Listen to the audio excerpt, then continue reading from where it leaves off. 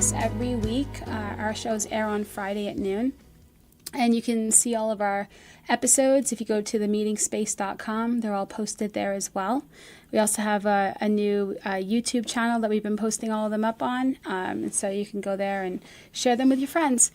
The Recovery Show The Real Recovery Show has had 52 episodes, an entire year, and it's been amazing. And now that we are planning how we're going to go into year 2, I've been talking with Kevin here.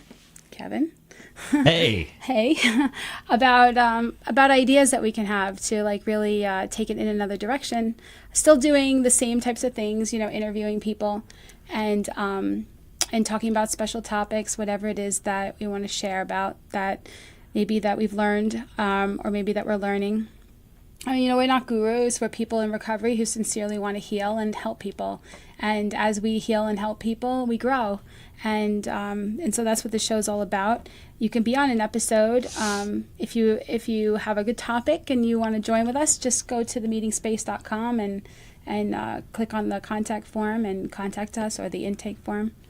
But so today, Kevin's going to take the lead on the topic for today. I have no plans on anything I'm going to be saying at all, which will be fun. And so today's topic is on friendship before and during recovery, how it changes, the tools, everything. And so, Kevin, why don't you just start us off? I will, absolutely. And so I love how you say before and during recovery, because I keep wanting to say before and after recovery, right? You don't want to be after. No, you don't ever want to be after, right? After before and after is the same. Straight up. So the reason I was thinking about this is because a while back I had someone in my life on their phone searching to see if some people they knew were in jail. Right. And they're also in recovery too. And I was like, what are you doing? And they're like, I just want to see where they are and see if they're in jail. And I was thinking to myself, look, if you have a reason to be in jail or you are in jail, I have no reason to talk to you. Right. So that was my frame of mind in that. And then I started to think back in even my early stages of life of what kind of friends I had and how I slowly lowered that bar, because that's what I'm going to do. Right. I'm going to slowly lower the bar. And it's something I've learned in recovery, and especially when I worked in behavioral health, is that I'm going to start off with what I believe a good friend looks like. Right? And then after time, that bar is going to keep getting lowered, and then I'm going to start representing what that friend looks like. Right? Because if they can do it, I should be able to do it. And that's how I will work through my entire addiction, because I will turn into an absolute dirtbag, right? But the people I surround myself with at that point in time were not the people I started with. Right? I had to get there. Right? And on my transition to getting there is when I started to change. So I have to recognize, because in recovery, we're going to tell you find a higher power. You're going to surround yourself with the group. Why is that so important? Right? Why can't I do this on my own? It's because you didn't become a scumbag on your own, right? Scumbag. Right? You didn't become a dirtbag. I call everybody dirtbags. I've always called my friends dirtbags because I just think I think it's funny. A term of endearment? Yeah, it's a term of endearment, right? We did terrible things sometimes. Well, I don't know that I want to be friends with somebody who calls everybody dirtbags. Just kidding. And actually, I found out there's a huge meaning regarding that too, which it made it even funnier. I always wanted to go, never went. Right. But so if, let's say I rewind back a little bit, right? First set of friends, right? And you never have better friends than you do in junior high. These guys they're amazing people, right? They are my posse. We do everything together, right? We complain about our parents together. We go to school together. We play sports together. You find this camaraderie, and that's where you really build a social circle, right? I think is in junior high, and then some when you get into high school and stuff. But then when I get into high school, that's when things start changing, right? Because I start to become an adult. Now, these parties that we're going to, everyone's drinking, everyone's taking pills, we're all doing our thing, except I'm a little bit different than everyone else, right? I don't know when to stop at all. Right, and my friends, I remember I was in this group one time, and these friends of mine that I've had since junior high and then in high school, and now I'm starting to become a little older, found out this dude, I was putting shots of Vicodin in my shots of tequila, and I was kicking him back. Right, well, they ended up roughing that guy up, because obviously it was his fault I was doing it, it wasn't mine. Right, but that's the kind of friends I have at that time. Right, these friends, they support you 100%. They want to see the best for you 100%. That you guys are going to do great things together, and you know it. Right, life starts to separate us a little bit, and I don't have those friends as often. Right now, I have more fair weather friends, and I ended up getting on a radio show, right, where I had a lot of fair weather friends. Right, and these people, they would always love to hang out with you as long as you had something for them. Right, and in adulthood, this is how I see a friend. I mean, you notice it shrunk way down from when I was in junior high. I have like 3 friends that I talk to on a regular basis. right, that I see every day. We might go out, but all these other friends I only see at bars because otherwise I'm at work, right? I'm doing these things. So I start to recognize my fair weather friends are the ones that I see the most often. Even my close friends I'm not seeing all that often. And so I start to drink a lot, and I start to realize that if I really want to have friends, that's the social circle I have to be in, right? Because if I'm at the bar, there's people going to be there all the time. You know, and so I'm going to ask you this because I'm going to bring you in on this conversation. That's really interesting to me. That's really, really interesting to me. You have had a completely different friend experience than I have. Why? What's going on? Well, so when I was a kid, I was completely isolated. I didn't have any friends. I was a kid that was made fun of, right? And so when I got to junior high school, I was suicidal. I wore black all the time. Not that I don't still wear black, but I wore black all the time. I wrote poems about death, and I was already addicted, and was suicidal. You know, I didn't see any reason to live, but I kept somehow getting up every day and doing it. I was a massive insomniac. The only time I had peace was at night, and so I would drag during the day. And I had the most difficult time making friends. And so as I started to get pretty and sexy, I started using that a little bit. But I was so shy. I was so like, you wouldn't know it by looking at me now because I can walk into a room and I'm comfortable to talk to anybody. But that was a complete 180 from what I grew up with, right? And the girls that I was friends with in high school, they were already those kinds of, I wouldn't say they were kind of people. We were all troubled. You know, we were like the Breakfast Club. We were people who, like, I was the girl that without the dandruff or whatever. Like, I was the girl that was like, I'm glad you called that out. Like, I didn't have dandruff, just to clarify. Just to clarify. But lest I lose a friend over this, but which is not my real friend. But I was that kid. I wasn't popular. I wasn't good at sports. I was very intelligent, but I was so in my head all the time and so full of shame and so tired all the time and full of addiction that I missed most school. And so I never developed how to be friends. And I grew up an upper middle class, rich girl, right? And I knew that I got made fun of because I didn't look a certain way, and I wasn't wearing what the other kids were wearing necessarily. And even though we had money, my mom had some weird ideas about things. But I had this like, I don't want to participate in this. If I have to look this way and have Keds with actual Keds on the back of it, or Cavaricis and da. I'm a little bit older. These were impressive back then. But like, if I had to do all that, to have a friend, I didn't want them. And that's why addiction was so powerful to me, because it became the thing that made that okay. I didn't have that. And, the things you don't develop in your childhood, they're really difficult to develop as you get older. Like, I'll meet a person, and even today, I'll meet a person, and every once in a while, I get a little bit too excited about being friends with a person, because I'm like, oh my God, you, me, yeah. You, me. And then I hear myself, and this part of my mind is like, calm down, Lisa. You're a little bit too excited. You don't know how to do this. However, I will say this. I do agree that misery likes company. I do agree that addiction is attracted to addicts. I do agree that if I want to be in denial, I have to be with people that are going to co-sign what I'm doing. Yes, that's exactly it too. And I also grew up believing two things. If you want me in your life, you want me because I'm going to do something for you, or I'm going to look good next to you. And that's some sick stuff. And I attracted that. I attracted the poor me's that wanted me to rescue them, and I would have like a cape grow out of my spine, and that would give me a false sense of self-esteem, right? And then I would have the guys that I kept at an arm's distance, who wanted to be with me, but I wanted them to be my friend because I didn't want to be alone, but I didn't trust anybody, and so I called them friends too. But nobody was a friend, because everybody, and even though there were some good people, I feel like, that were in that, And I know I hurt some people, you know. I do believe that I had no concept what a friend really was, you know. Everything was, what do I need to do for you? Who do I need to be? What people pleasing do I need to do? What self-abandonment?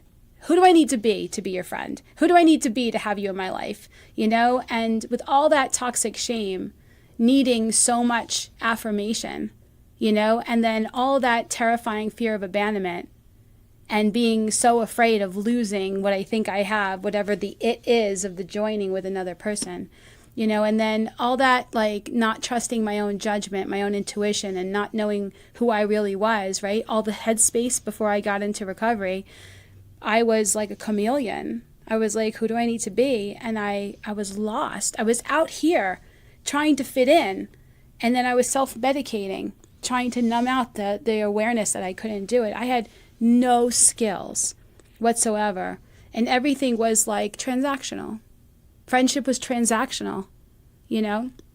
It was toxic, you know. So it's interesting because you feel like you had that, you had the camaraderie, you had the friendship, you had that, but as you started to want your drug of choice, as you started to want that experience, your friends had to change because to fit back into that lifestyle, into that circle, you would have to be able to show up. You'd have to be able to be a friend. You couldn't be, as we are, so self-absorbed when we go into all the way into our addiction. Me, I was self-absorbed from the gate. Like I like stared at my navel and pulled lint out and pontificated the universe and why am I here, because I was so depressed throughout my childhood, you know, and I was so depressed because, you know, I grew up in alcoholism, and my mom said that the reason she was miserable was because of me, you know, and like just for being born. And so that kind of stuff, you know, sets a pace. So everybody has a different friend experience, right? But there is, I feel, I'll say this and then I'll turn this back over to you. Would you agree? I feel like there is, and you don't have to, but that there is there is a common kind of thought process for the most part, like some more than others in different people, right? That before our recovery, the friend that we we minimized our negative effect on other people. We were very much focused on what we were getting or what we were afraid of losing, what we looked like, right?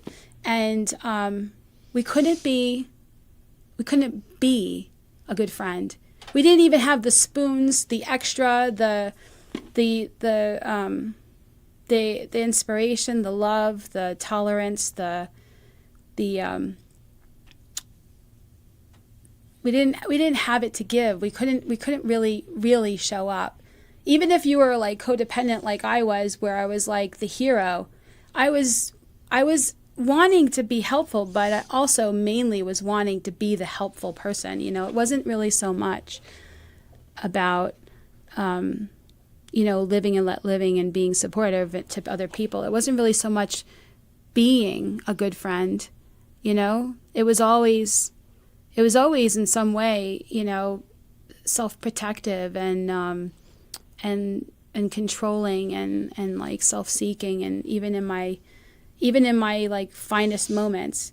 And I did good for people, but I was not, I don't think I ever really had any real like friendships until I got sober, started feeling feelings, and started being authentic and letting people in. I don't even think I did. And that's a lot of years to go without ever really feeling like anybody knows me, you know? Yeah, absolutely. I think every friendship was transactional up until a certain point, right? And especially in my addiction, I don't think there was ever a single person I cared about longer than whatever we were doing in that moment. Right. You just lose interest. Yeah, absolutely. Or you think, you know what, you're not good for me because you want something else, or you need me to show up more than I should, or you have an opinion that I don't want to hear.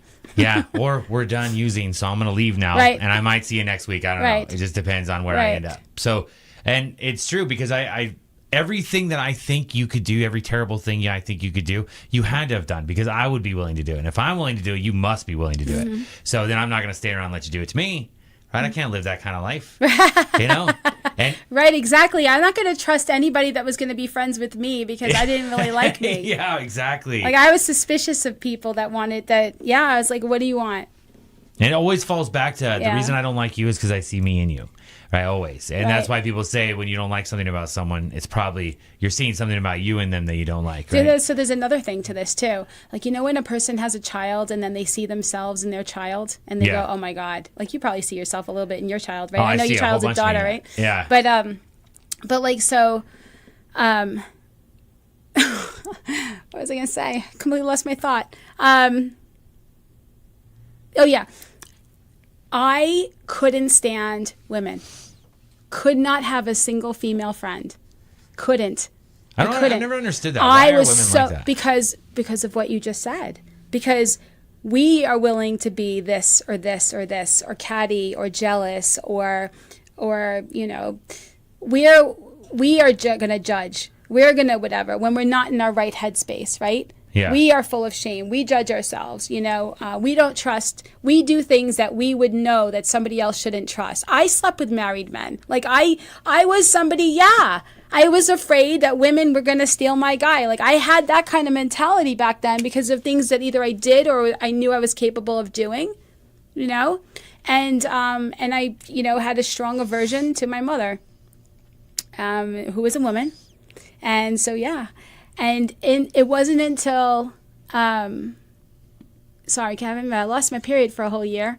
And I was like, and I went to an all women retreat, not for the purpose of my period, but I went because I felt guided and I was invited, and I went in spite of the fact that it was all women. And because it was spiritually aligned with what I wanted to do, but I was going to tolerate the fact that it was just all going to be women. And I went there. And I sat in a breakout session, and this one girl said, how did you learn how to be a woman? From women or from men? And I was like, oh my God. I learned what I don't like about women from my mom, from my experience like growing up. And then I learned who I thought I was supposed to be through the guys, through my brother's friends, through Playboy, through my dad's cheating on my mom, you know, stuff like that. And I was like if that's all I got on that whole weekend, that would have been significant to make a serious psychic change. Just that, who am I thinking I am being, and why do I have such an issue? How can you hate women when you are one? You can't possibly be comfortable and at peace in your own skin, and for sure, know yourself. If you hate the same gender that you are. But that's how I was, you know, and I had this wake up. And for the rest of the trip, I went through a metamorphosis where I ended up taking a whole bunch of numbers. I was crying and singing at the end on the Sunday when everybody's getting up saying, this was so amazing. I wasn't even going to come and I'm here and whatever. And I was like, you know what? How long in recovery were you at this point in time? I was in Texas, so maybe 5 years. Gotcha. Seriously. And yeah. But what a difference. These are the things we don't learn, you know, until we start looking more and more at ourselves and we start practicing some of the principles and the tools that we learn of how to actually not come from a selfish, self-seeking, judgmental, resentful, fear-based perspective, right? Yeah. In recovery. And the people who are like my first mentor in recovery was the first woman that I ever trusted, that I ever felt loved me unconditionally. She heard all of my stuff, including the stuff that I was going to take to the grave, and didn't blink, didn't make a judgment. And I was like a hawk watching her whole vibration. And I was like, wow, if, you know, I've done 10,000 things worse than she has, this woman. You know, and yet here she is. And I was like, you know, maybe I can get off my own hose. And, you know, and I don't know. Now I don't have any issue at all. I can't even fathom who I was. I can't even fathom having that kind of perspective. But I lived like that for 3 decades. You know, I lived like that, you know, like being like that. a tomboy, I would tell everybody I was. So yeah. Yeah, that's what I think a lot of girls, they say that all the time. I just don't get along with girls. Yeah, well, it's a flag. Yeah. It's a flag. So if you're ever looking, to date someone or whatever, like to know that, if you have an issue with women, no judgment, because I did this for 3 decades, but like that means you cannot, it is impossible for you to love and know yourself and have peace with yourself and everything about yourself and hate women. First of all, it's impossible to hate people and really truly come from love, period. Yeah. But yeah, to really appreciate. And then as my friendships started to develop with women, my using men was less and less and less until I started to get a clue there and make some amends and do things differently and see them differently. Because the truth is, the only reason why I used men as friends is because I was so guarded, so afraid anybody who saw me, who really looked in and saw me, was going to like run for the hills. Like, oh my God, she's crazy, you know? Sick. And which I'm not saying I wasn't that, but I was terrified of it. I had so much toxic shame. I was so afraid of it. And so I used my looks to have friends. And I used when I had money and I could do things for people to have friends because I didn't want to be alone. But it was all smoke and mirrors. It's nothing real. There is nothing real to live your life not believing that anybody really knows you and not believing that anybody really cares about you. That's the gift of a healthy friendship, is to know that you can be like the Oprah Winfrey cry when you're like, or you could be like having a really good day and this person loves you the same, doesn't compete with you, isn't jealous of your good fortune, doesn't shame you or judge you or push you away, for your temporary things that you're walking through, right? Will pull your hair back when you're puking the stuff that comes up in life, right? That's a true friendship. That's true intimacy. But what do we know of that when our best friend is alcohol or drugs? What do we know about when our tools are nothing that joins, but things that just protect ourselves from everybody and everything, but wall off the world? What do we really know of friendship? Well, what's crazy too, and this is something especially when I'm using dope, right? Like, I feel like I really care about you. Yeah. You are my best friend. And everybody believes you, too. Yeah, everybody believes me, right? But I've tricked myself into this moment, right? We're having a great time. I love being here. Right. I will help you look for things. I will help you build things. I will help you tear apart your vacuum. Let's go, right? Great times. So, and I'm going to remember that feeling, especially when I get into recovery. So there's going to be something I remember later, or I remember how great those people were. But it was really just because I was very, very lit, like you were saying earlier. Right. You can never be too lit, right? So Obviously, I have friends. I had one friend that I was living with, great guy, right? He let me stay at his house. He had me eat his Fruit Loop cereal, right? The Fruit Loops, wow. Yeah, right? Those are the best. Those are the best, especially when I was high. But so that would be the only thing I ever ate. But there was a couple other things he did, he just let me in his house. However, he made sure I had to go get dope every day, right? Bring it back. He would kick me out on a regular basis, right? But I'm a junkie, man. I don't care, right? I do not care about you enough. So if you kick me out, I'm not even insulted by it. Right? I'm thinking, I get it. I'll go walk down to the other house. I'll stay there a few days. By the time I come back, he'll be strung out, ready for me to move back in, and I'll just stay in the other room again. And I did. It's exactly what I would do. Right? What am I doing right now? Yeah. What kind of people am I chilling with? Yeah. And when I recover again, I will look back on this guy and go, I wonder what he's doing right now. Yeah. What do I care? Yeah. Right? Unless he's reached out to me for recovery, then I care, right? But even then, I'll be like, I'll see you at a meeting or something, right? I won't actually go hang out at his house or anything. Right? And that's something, again, I'll also learn in recovery. Yeah. But these friendships, these are important to me. Yeah. And they're important to me because I'm going to look back on these fondly for the longest time until I learn the experience of them. I think it's important to be able to say that I could love you, but I can also detach with love. That I don't my loving you doesn't mean that I have to be at the effect of you being focused on the disease. So like if somebody is acting out in addiction, they don't want help, or even if they're not acting out in addiction, they're just really negative, victim. They just want to complain all the time. You know, I know plenty of people in recovery that are like that. Yeah, Plenty of people. in recovery too. Yeah. But like, I don't know. I put so much effort into having a positive attitude and for healing that I won't. It's important for me to not judge a person where their head's at, but at the same time be discerning about whether or not this is something that I want to feed my soul with. You know, like if there's somebody that really wants the solution and they want to be authentic and they want to tell me what's really going on and they want to be open to like solution, you know, in the mind and they're going to get ahas and they're going to share their joys with me and then they're going to share their stuff with me. It's like that to me is intimacy. But if a person's version of intimacy is like a one track of negativity, it's like, you know what? I love you, but I can't do this. And if you want the solution, you know, come with me and focus on the solution. But I'll get sick if I focus on you, focusing on the mess. You know, and so I could love a person and I can understand that they're going through something, right? But if they have no desire for recovery, for healing from that, for finding a way out of that, it's at this point, in all honesty, you know, I could have some ahas and I could be completely immune and then I could go right into that for some reason and have a different perspective. But if I want recovery and I want the solution, I focus on people that have recovery and want the solution and I get more solution.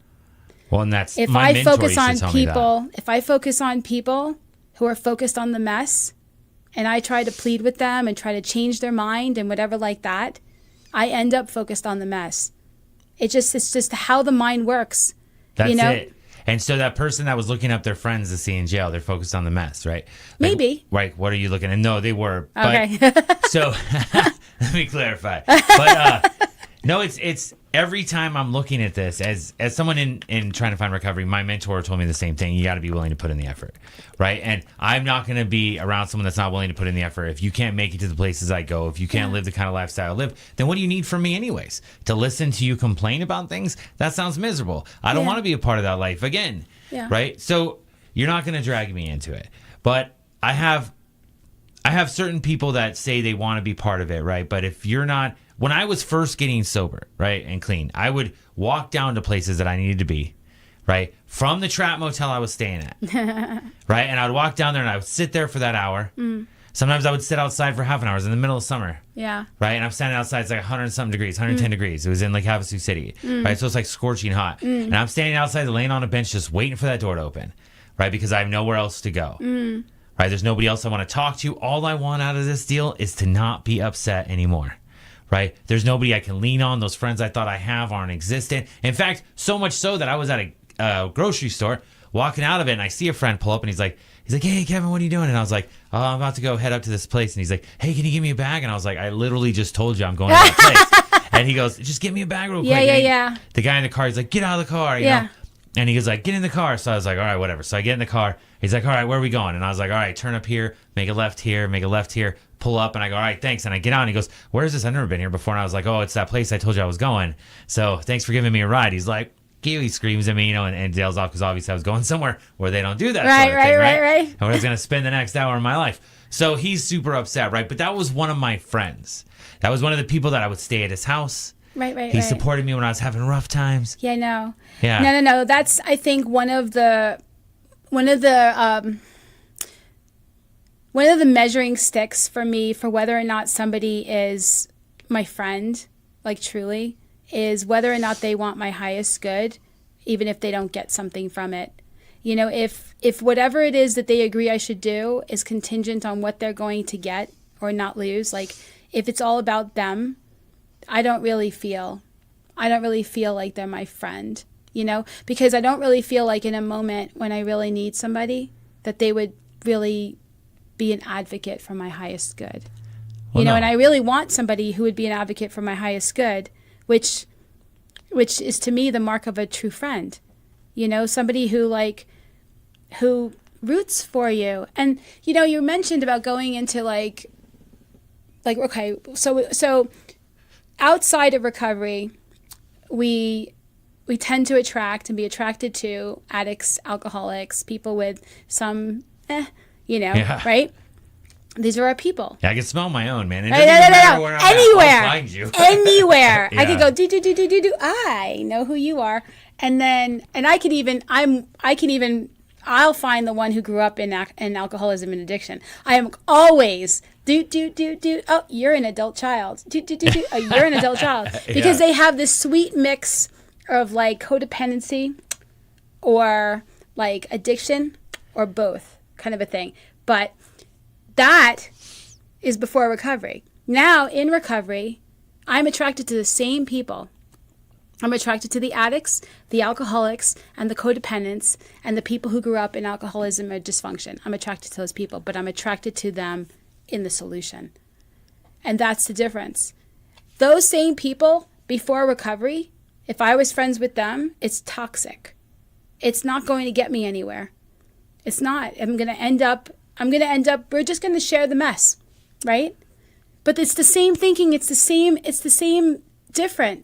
We're different, but we're the same, And in recovery, there's this feeling where, like, it's like kind of like that show Cheers, ironic to say. Yeah, that but is right? very ironic. But he would go in and it was like, where everybody knows your name. I'm sorry, I'm singing. But and they're always glad you came. You want to be where that's my favorite part about this whole thing. But it's like that's the feeling you have when you go into a recovery. Instead of it's like, oh God, here are my people, and let's go like talk about saving the world while we go get lit and do nothing. Yeah. Or you get this uplifted feeling and this unconditional love where people know you and they don't even have to know everything about you. You don't even have to get up in the podium and share anything about your life yet. You don't have to do anything. They already know enough to know that you're their people and that you're safer because of where you are, what you're focused on, and what you want. And so right this moment, we're going to take a quick break. Please remember that the opinions expressed here are strictly those of the people who gave them and do not represent any 12-step program or should replace your own intuition or professional medical advice. We're going to go to a quick commercial and we'll see you in a bit. Thank you. The Meeting Space is a facility with over 100 weekly recovery meetings for addiction from alcohol, drugs, sex, food, gambling, codependency, and PTSD. When someone is scared to go to their first meeting, we walk them through the process, ask them and answer questions to assuage their concerns. Many are court-ordered to attend, and we provide free court papers and teach them the process. Our glass-enclosed, soundproof children's playroom enables parents to be in a meeting while watching their children. We have healing workshops, craft fairs, and special authors who come to teach and sit with our fellowships. During COVID, we were declared an essential business by the County Commissioner's Office. We were kept open so that we can continue our daily work with traumatized chronic relapsers and those who would have used alcohol or drugs in isolation. Local businesses rent our space as well to financially help with this mission, and they get to have a great location for their business meeting or training. The recovery store in the center of our facility provides literature, clothing, medallions, and custom gifts to encourage, aid in, and celebrate a person's recovery from alcohol, drugs, PTSD, or unhealthy behaviors. Both the recovery store and the meeting space are open every day, including holidays. Saving lives, educating the community, reducing social stigma, providing a safe place for people to heal. Our nonprofit is supported entirely by donations by people like you who want everyone to have a place to go to heal.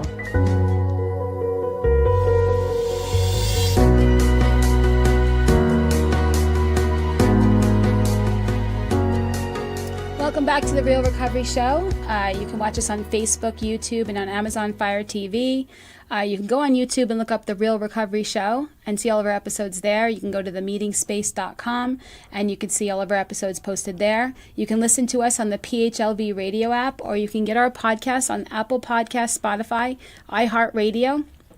And before the break, we were talking about friendships and what we've learned, and we're getting a lot out of this conversation. So welcome back. And Kevin, would you like to continue us on this great subject? Yeah, absolutely. So I think one of the things that maybe it's different for guys than it is girls, because I think girls, especially if you're pretty, you're going to have guys even out when you get into recovery, they're still going to hit you up, right? But for people like me, when I'm using, I have all of these friends that hit me up on a regular basis, right? Then they find out I'm in recovery, dead to them, right? Because the only thing we literally have in common is the drug. And isn't it weird, because you had brought this up, we only have the drug in common until we find recovery. And we have recovery in common, but now we have all kinds of things in common.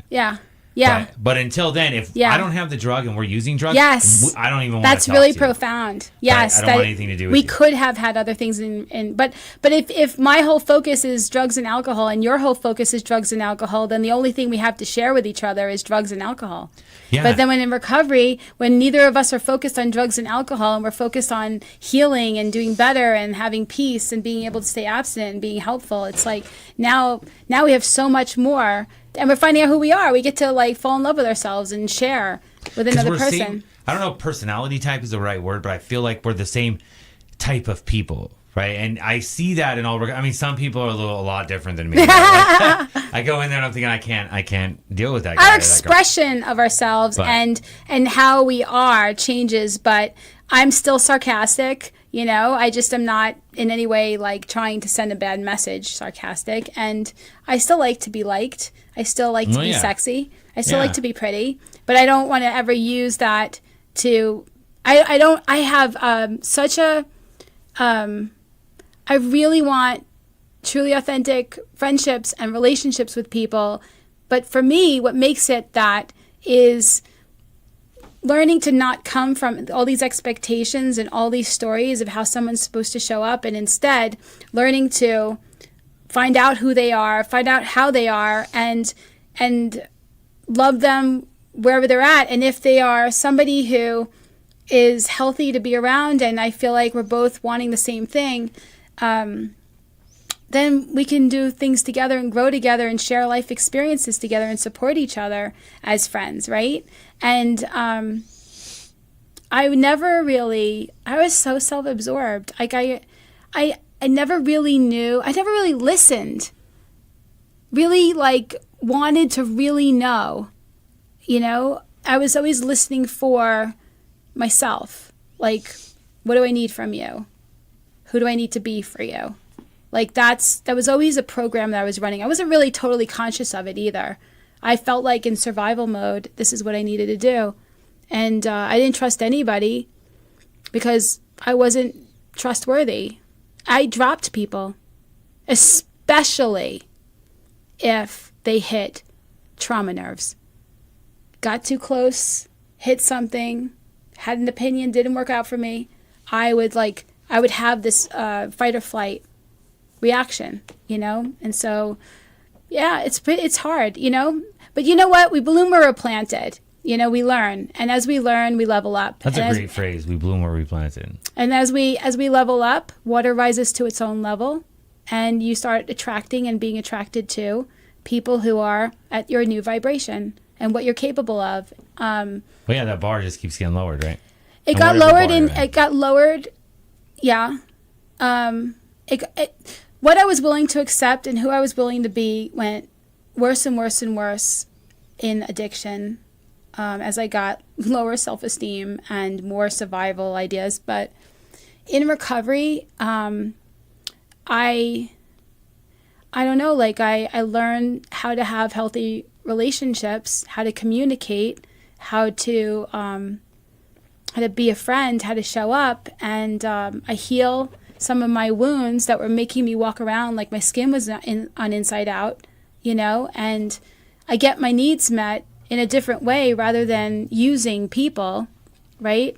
And as that happens, and each thing is motivated, each healing is motivated by realizing like, oh, that doesn't work, you know, that didn't work, you know, and going, how can I do this differently?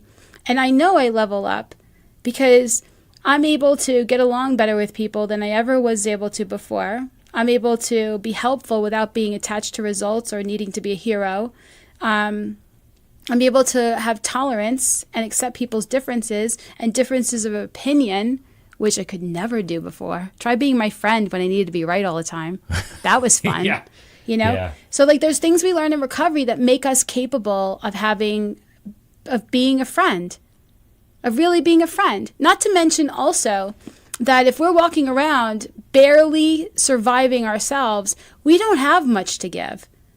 If we're full of resentments, we don't have much to give to be really a friend to anybody else. But as we heal some of this stuff and clean this out, we become more comfortable in our own skin.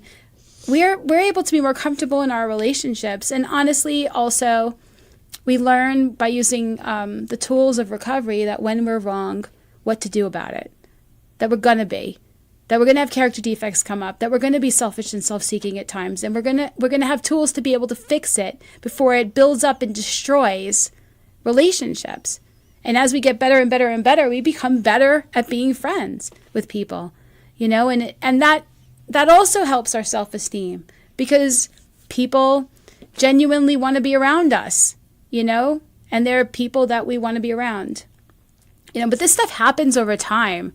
You know, just because you stop drinking and doing drugs and you think you're just a swell person, you know, and that your only problem is alcohol and drugs, stay tuned, you know, because once you go hang out with those same people, you're like, well, I'll just hang out with them. It'll be fine. Now that I don't drink and use, I'm a different person now.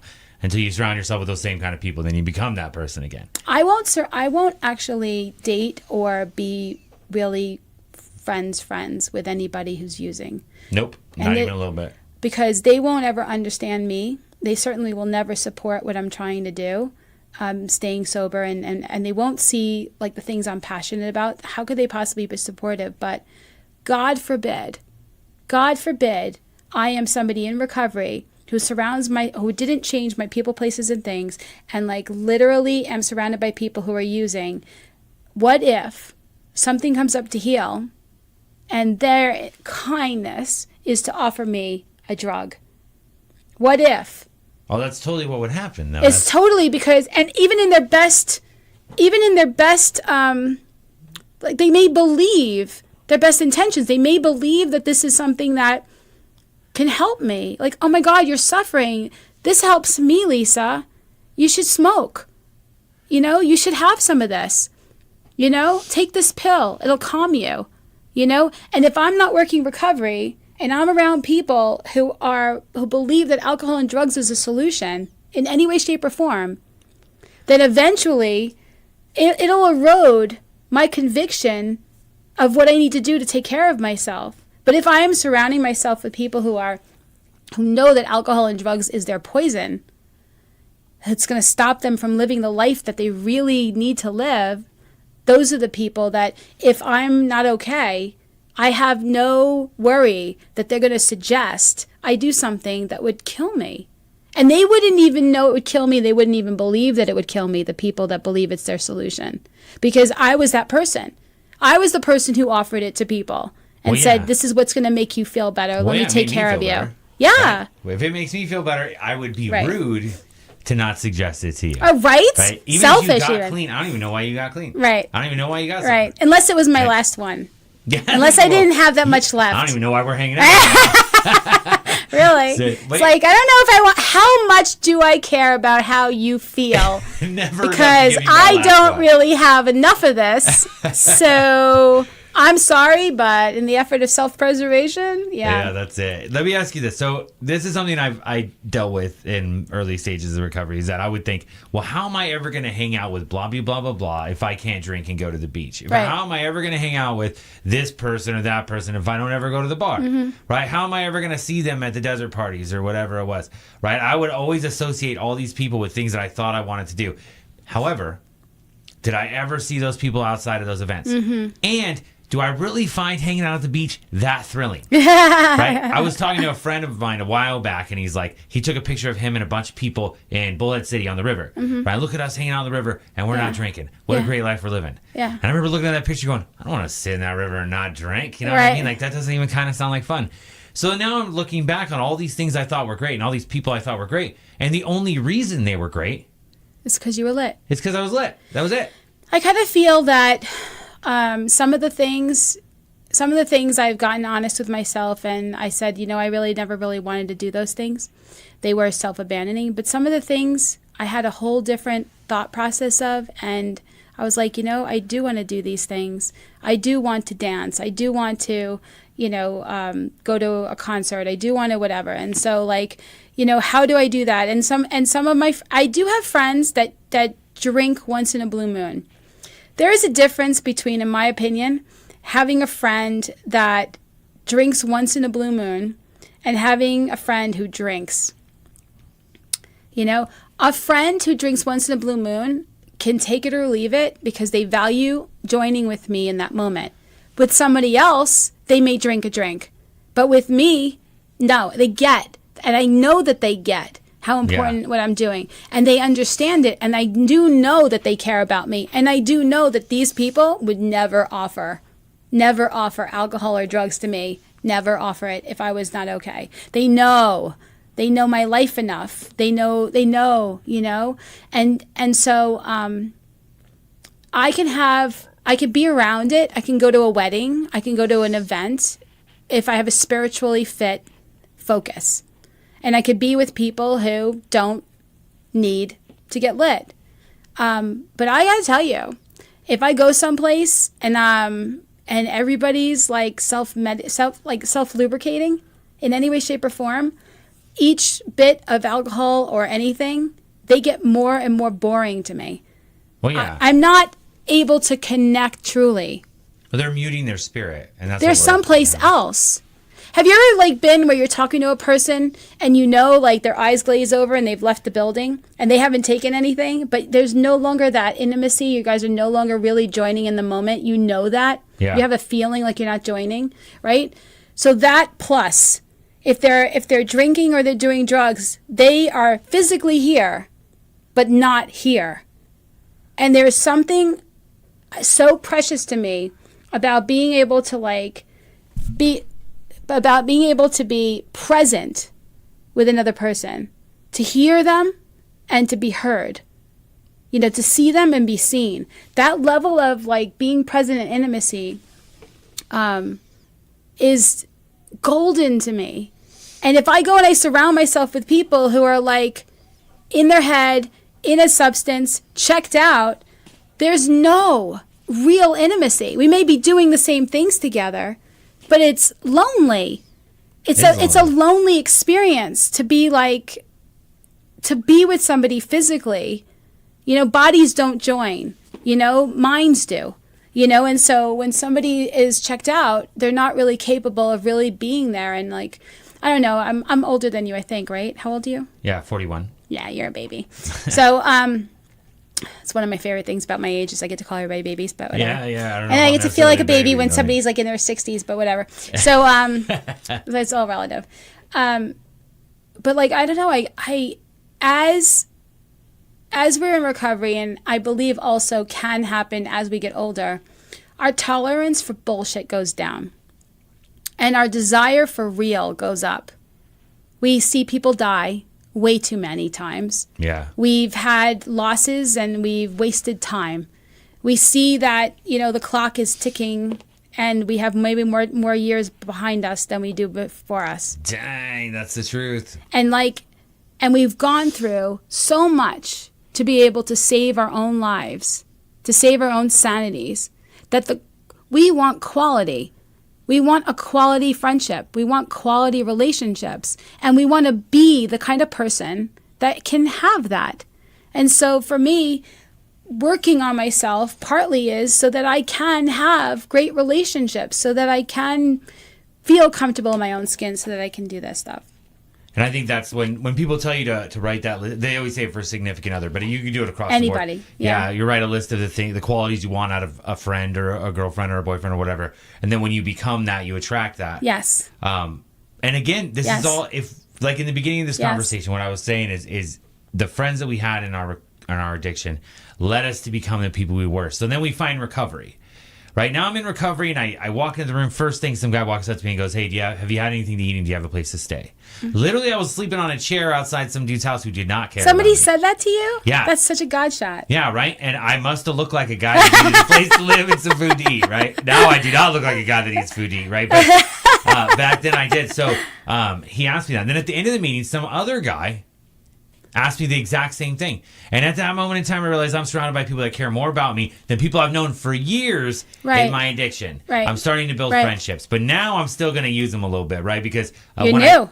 I'm in the room and this is all you know how to do. Who's the rich guy in here, right? I hear you have to help me. Right? How are you going to help me? Let me tell you my sob story because I need you to feel sorry for me so that you do that. Yeah. So this is what we're going to do. So this is the beginning, but I'm admitting everything, right? And they're getting to learn who I am and what my recovery is about to look like. Right. And now they're starting to relate to me. Right. Right. I don't know that. I'm telling you a whole bunch of lies too. The way I see the world is not what actually happens. Right. It's the way I see that it happens. And that I've been telling myself all these years. Yeah. And these guys will let me tell them this stuff. Yeah. Smile at me and go, well, how about we think about it this way? And then just give me little ways to twist my perception into a way where I'm seeing things clearly and I'm seeing what my part and all that stuff was. Yeah. I'm starting to recognize what kind of friend I want to become. Yeah. Now, when I look at people now, I tell people, you can have an expectation of me. Yeah. I can't have an expectation of you, but I want you to have an expectation of me that when you see me, I will be grateful that I see you. I will be happy that I see you. I will smile at you when I see you. Can't say I always remember your name, but, we'll have that camaraderie in the moment. And when you walk into a room that I'm in, you'll be able to tell that I know you're there, right? I want that expectation. I might not always be able to pull that off, but that's the kind of person I want to become, right? That's the kind of friend I want to become. So no longer am I looking at what kind of friend you should be. Yeah. Because I shouldn't care. Yeah. Right? I'll attract the people that I want to be. Yeah, I agree. I feel like I feel like it's healthy to have reasonable expectations of people, but no attachments to it. I feel like we need to know that we're all progress, not perfection. And that as long as I'm trying to do better, I forgive and I forgive myself too in the process. And that's important. Like I can't possibly be a good friend to someone else if I'm so hard on myself. And sometimes that's it. Like you see somebody else and you go, well, what would you tell a friend? If your friend, people have said this to me, Lisa, you're being way too hard on yourself. What would you tell somebody that told you what you're talking about? How would you talk to them? How would you see them? It's like, well, I would tell them that they need to trust God more, or they need to get off their own hose, or maybe they need to make an amends and look at their part in this or something, but that I love them anyway. It's like, well, can you do that for yourself? And so this is a reciprocal thing where we learn how to be better towards other people, and then we find we're able to be better towards ourselves and vice versa. But in recovery we learn how to do that. We learn. We're all learning as we go. And that's when you said that you had an expectation. You can have an expectation on people, but you can't hold them to it. And I appreciate that, right? Because if I want you to have that expectation of me, but I don't act, I don't want to hate you because Kevin said he would always be super happy. And the evil past me would have been like, oh, it's on. So he's a liar. Right. So next time I see you, where's your happiness? Where's your gratitude? You're supposed to be. Where's the parade? I've arrived. Right. Right. So and that's perfect. And so that friend that was looking up her friends in jail, right? She's part of my family. Okay. I love her very, very much. Mm-hmm. Right, I want the best for her. I have an expectation that she's always going to do better, right? But sometimes she doesn't. So it's in that moment, right, that I'm going to judge her, I'm going to be hateful towards, or I'm going to go, it happens, right? Right. And then, so I thought about it. I talked to someone else about it, and they said, well, how you feel, you got to tell them. Yeah. Right? Yeah. And so I told them, I said, look, and what I said was, I said this nifty little quote I read on Facebook. I don't remember exactly what it was, but it was something to do with, I'm going to surround myself with people that I want to become, right? And so, do you want to become one of those two people you're trying to hunt down right now? And what do they have something you want? Right. That's the question, because in recovery, it's like you're supposed to be attracted to people that have something you want, not the kind of have something you want like when you're in addiction. Yeah, the rich guy that I was like, hey, he's gonna be my mentor or approval or anything. But do they have something you want? Is there some place that they're at in their life right now that you want for yourself in your own life, and they give you inspiration and direction by even being there? Like, have they overcome something that you're struggling with? Is there a certain feeling that you get when you're around them that you don't get from necessarily other people? And when we're attracted, it's like moths to a flame, man. When we're attracted to the light in another person, then while we're being attracted to the light in another person, we become that light and we attract. The lights go on in everybody's eyes and people are laughing about things they used to cry about. That is the truth. And there's camaraderie. We laugh at each other, but we're not laughing at each other in a malicious way. No, we laugh because we're crazy. I heard this thing once. I love it. I recorded this recovery event once years ago, and Mary Pearl, she was in Al-Anon, and she said, we're here because we're not all there. Yeah, that's true though. I had a guy named Chris who used to say that to me all the time. We're here because we're not all there. Yeah, he was one of them for sure. But it's fun. Yeah, it is fun because we have a solution. It would be heartbreaking and tragic to hear the same stuff if we didn't have a solution. To see people recover, and then to want their highest good is setting the foundation for the capacity for true friendship more than anything else I could possibly imagine, and the ability to be wrong. The ability to look at yourself in a situation and not need it to always be somebody else's fault. You cannot be a good friend if it needs to be everybody else all the time and if you're a perpetual victim. You cannot be that person. But if you are willing to say, my bad, and look at your own part in it, forgive others where they stumble, hoping that you have people in your life that are going to get up and do better, and that you're going to look at yourself and say, oh man, there's a little stuff in my programming I need to shift. Oops, I was coming from fear. I'm sorry that came out sideways. That's mine. To be able to do inventories and to be able to say, this is mine, I need to shift that, I need to do this differently. When I could take responsibility, I respect people who could take responsibility.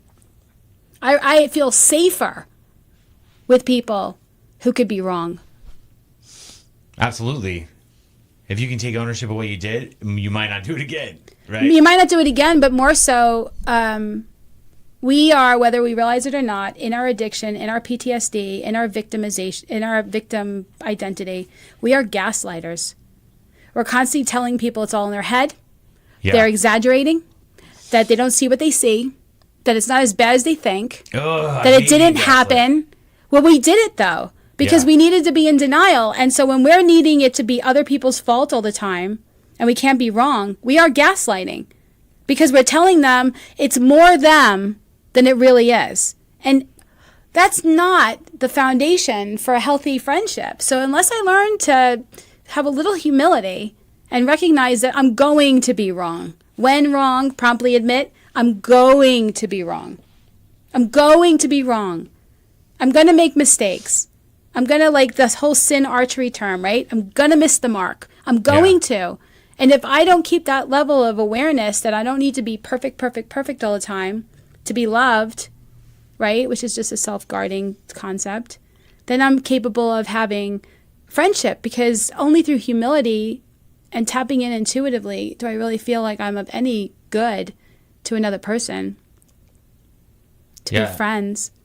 I look back on that guy that let me live at his house and fed me food, and I'd go get him job and stuff. And I remember thinking to myself, what a great friend he is. He's not, right? He wasn't a good friend. He did not support me in my endeavors or anything. But he did give me a place to sleep and somewhere to eat, right? Those Fruity Loops, right? All the time. So when I... Fruity Loops? Yeah. Now in my recovery, I don't even know what they're called. But Fruit Loops. Fruit Loops, yeah. I think Fruity Loops is but maybe they were then. Yeah. So right now it's in my recovery. Now I can appreciate the little things people do. Yeah. Right? It's not all or nothing. It's not black or white thinking. That somebody could be partially coming from love, right? Because we're not... Nobody, I don't care how much addiction you are in or how much stuff you've done, we are all good, and we end up with these exaggerated coping skills and survival instincts and things we did to act out and character defects because of the stories we were running and who we thought we were. And it's like, that's why you could take someone who killed a person, or you could take somebody who did whatever, and they go into recovery and they do work on themselves, and they uncover who they really are, and we all fall in love with each other. It's all the yummy, And meanwhile, when people are in their disease, we are not attractive. No. When we're in fear and we're in manipulative and whatever, we'll put the war paint on and we'll do the thing. And the reality is we know inside that we're not okay. But we get okay.